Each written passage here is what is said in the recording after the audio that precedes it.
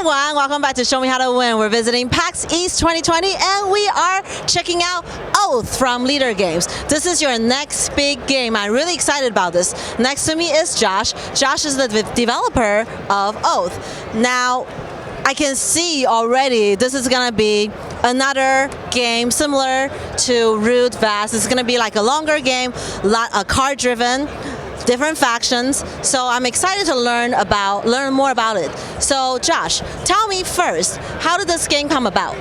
So Cole Wehrle, who's the designer of Oath, also the designer of Root, he has a doctorate in history, and so he's really interested in how societies create and then write their histories. And so this game is about writing history. So how do we do that? I see that there's different factions. In his last game, you play as different factions, right? You have one that's more powerful usually, and then you have the vagabond, you have the blue, the bird people, you have the other people, and then you basically try to overthrow the cat people. Is it similar? So the broad strokes are similar, but there are tons of differences beyond that sort of baseline. So we do have this role called the Chancellor. The Chancellor is like that old guard, the status quo, kind of like the cats in Root, or like the Eerie, the birds. But then the rest of the players are these exiles. And so if we're making that Root analogy, the exiles are all kind of like the Woodland Alliance in Root. They're all disenfranchised people. You know, they've been pushed out of power, and now they're trying to figure out a way to kind of get back in and plot their own course for the society. But they don't work as a team. They don't work as a team, that's right. In Oath, only one player ever wins the game, similar to in Root. Okay, so I see there's 1, 2, 3 locations. I see meeples, I see cards, I see dice. Tell me how to play. Sure. So every game of Oath is going to have a different victory condition. That changes from game to game based on how people played their games before that. So we have our 4 ways right here. The way that we usually recommend that you start out with is ruling the most sites. And what that means is you have your little war bands right here on these site cards in front of you. So each one of these cards is a place you can go in the world of Oath. So like area control. Exactly. So this would be your area control game. There are other victory conditions that you can start out with that aren't area control games. They're actually more economic games. So give me some examples on the other ways you can win other than area control. Sure. So 2 of the other ways that you can win are by holding the Royal Blessing and the Darkest Secret. So we have these 2, these are called privilege cards. And basically you can spend your political capital, you can spend your favor here, and you can spend your magic to get these cards. And then basically if you're holding these cards, you can score points instead. So these are more economic games than area control games. Okay, so if you're playing one of those modes, I assume it's not like the person who holds it and then the game is over. The person who holds it at the end, or who you still have to play through it. How does that work? Because there's only one card. So if somebody takes it, then, you know. Yeah, exactly. So basically, at the end of your turn, you're always checking whether you fulfill that condition.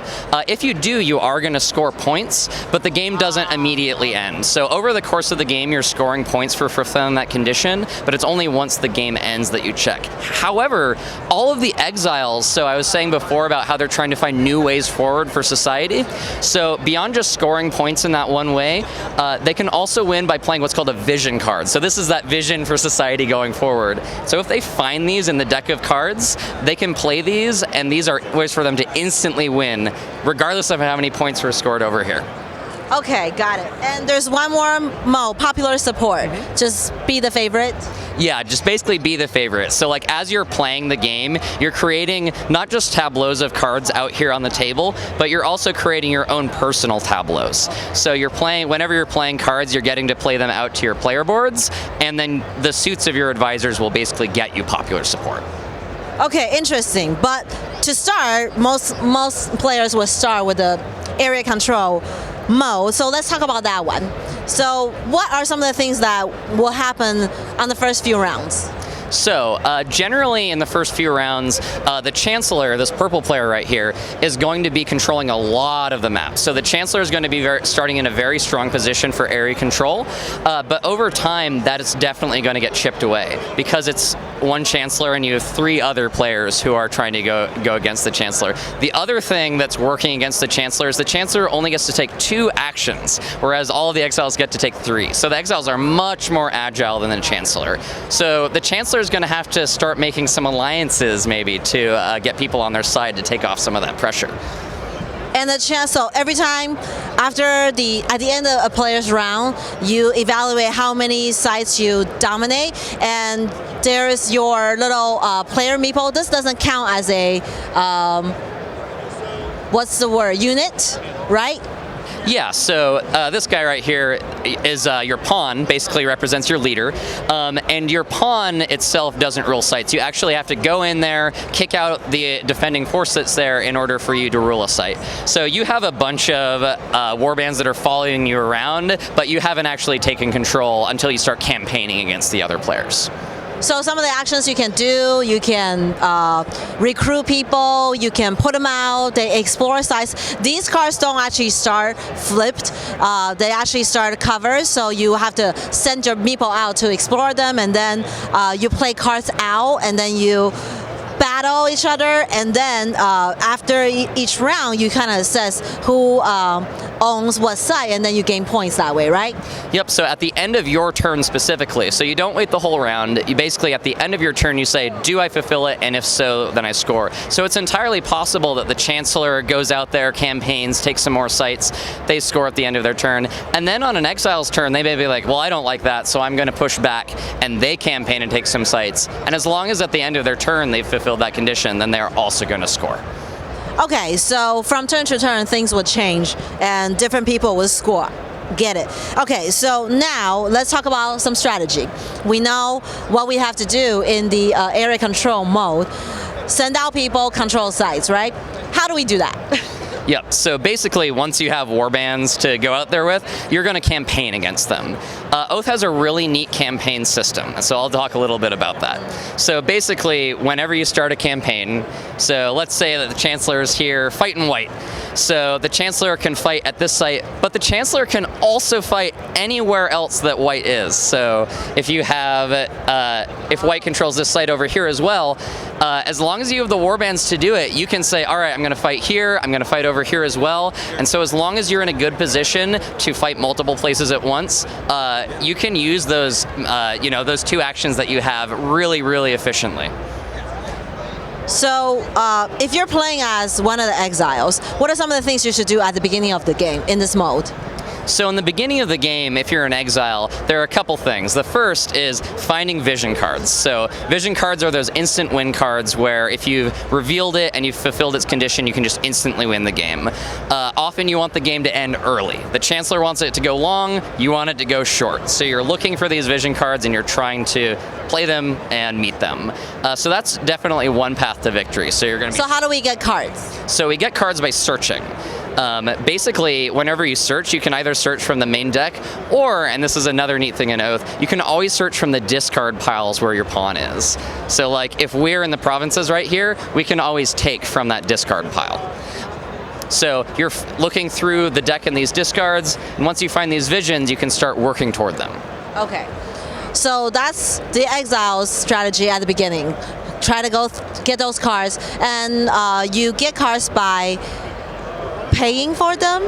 So basically, on your turn, you have this resource called effort. Basically, it costs effort to do basically anything, whether it's looking for cards, whether it's campaigning, and you only have so much of it. So you're going to be spending your effort to, you're searching through the land, walking around, you're finding things. So yeah, you're spending effort and you're searching for those cards. So kind of like action points? Yeah, they're essentially action points, your effort. Right, so you have so many efforts you can do. If you're Exile, you can do 3 things. If you're a Chancellor, you can only do 2 things. So using your action point, you can decide what you want to do, right? Exactly. So, okay. So if you can do basically bigger actions sometimes by spending more of your effort. Okay, now the Chancellor, at the beginning, what should they do? You kind of talk about it, just spread out, right? Yeah, so the Chancellor in the area control game that we're talking about, they could definitely travel out from their starting position and start campaigning again, or they might start talking to some of the exiles to make them a citizen, be like, oh, I really, I want you to be a citizen over here. And yeah, that'll flip over their board, and now they're going to share a position. So if the Chancellor made the white player into a citizen, all of their warbands on the map are now going to turn purple and are basically going to be shared with the Chancellor. Oh, wow. So do they win together? Sort of. So basically, at the end of the game, if the Chancellor is in the lead on victory points, you check the second track for a tiebreaker called Prestige. So whenever somebody becomes a citizen, their marker is going to drop down to Prestige, and you reveal some ways that you score Prestige. So for example, you're going to reveal some goals. So one of them might be that you emancipate a site. So it's like, all right, I'm going to go here and get rid of all the warbands on this site, and that'll let me score a Prestige. So you're playing this kind of Game of Thrones, court politics, backstabby thing. I see. And it goes back to why this game was made, right? How society... Exactly. So you've got what's going on the outside. You're trying to show, I'm the legitimate ruler. I've got everything under control. I'm doing my job. But then behind the scenes with the Chancellor and the citizens, you've got this back and forth that actually isn't serving in the best interests of the society. They're just trying to get ahead of each other. Right. So how do the Chancellors get the exiles to become citizen? So basically, it's just a negotiation on their turn. They start talking to the exiles and they go, hey, would you like to become a citizen? Now they can really sweeten that deal by giving them what's called an office. So there are all of these special powers that they can give away to the exiles. And it's things like, you can be the Grand Marshal and be better at combat, or be the Spy Master and draw more cards. And if the citizen accepts that office, so they take it, and then the Chancellor gets a special power for their own. So when somebody becomes a citizen, the Chancellor is getting stronger, but also the new citizen is getting stronger. Okay, so sounds like in this mode, if you're playing as an exile, go through the cards, make sure you find those instant win cards, because you don't want it to drag on longer. Because Chancellors, they sort of have a good starting position, and they have the power to get other people to turn against you in a way. But if you're playing as a citizens, if you accept the Chancellor's offer, then you want to start getting those objective cards. What are the red cards called? Prestige. Prestige cards, to try to get more points in the citizen than the Chancellor, so that you're no longer working against them, but you're trying to basically just get points. When you fall behind in this game, what are some of the things you can do to help you catch up?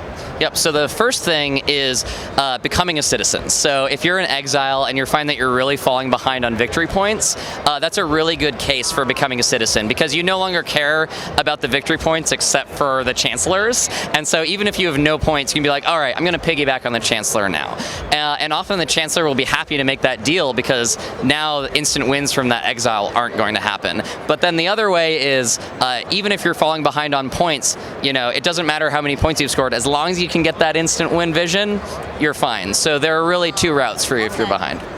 So basically, if you're not a Chancellor, go for the cards.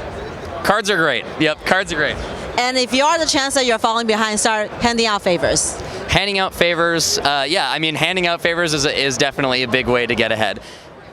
All right, so we talk about the most sites condition today, but there are still 3 other ways to play this game, and it's all very different. We're gonna leave you guys to discover that on your own. So Josh, how do we get this game? When is it gonna be available in my hands? So we just finished up our Kickstarter, but it's still available for pre-order on our backer kit. So if you go either to the Kickstarter for Oath or to our website, you'll be able to find a link for that. And we were planning on an early 2021 release, so maybe January. Okay. Next year, I'll get to play this game. Yeah, we still have a few more months of development. We are just tuning. We are fine-tuning, exactly. I actually witnessed that yesterday. They're playtesting. They're doing a lot of playtesting, showing this game at the con, and then taking instant feedback. And really, they're trying to make a really good rule set for the players. So I thought that was a good idea. Yeah, no, we believe in a model of just constantly taking in feedback, and so one of my main roles is to write the rulebook and make sure that all of the components are easy to learn from and understand. So we put a lot of effort into making sure that our games, which often are quite intricate, are relatively easy to learn. Yeah, that's kind of like your the kind of games you guys put out, it's easy to learn, like the actions are easy, but then once you play a few times, you discover that there's a lot going on. And it really depending on what cards that came out and what you end up with that in that game. So every game is slightly different. Cool. All right. Well, Josh, thank you so much for showing me Oath, how to play, how to win, and thank you guys for watching.